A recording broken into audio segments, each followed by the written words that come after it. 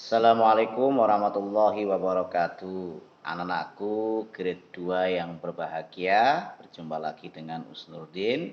Kita mau belajar Islamic Studies ya.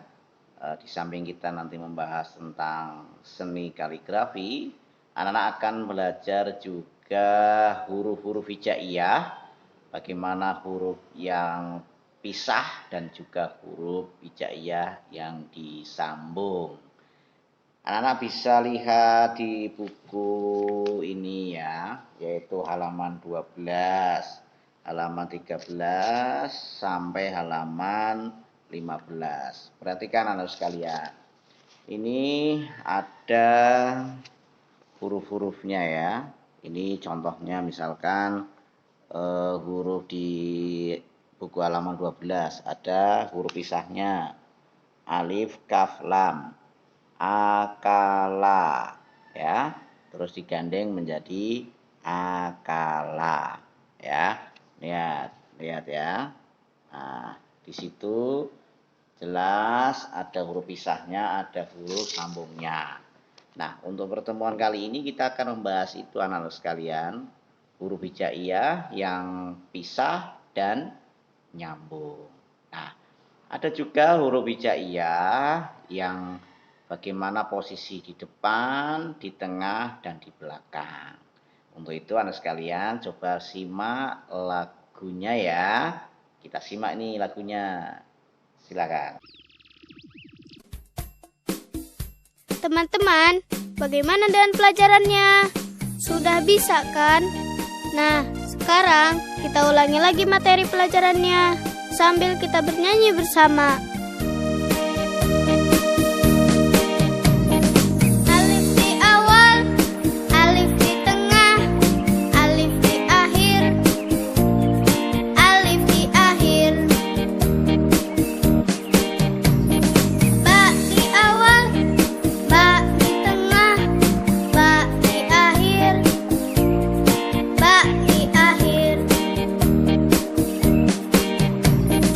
Tak di awal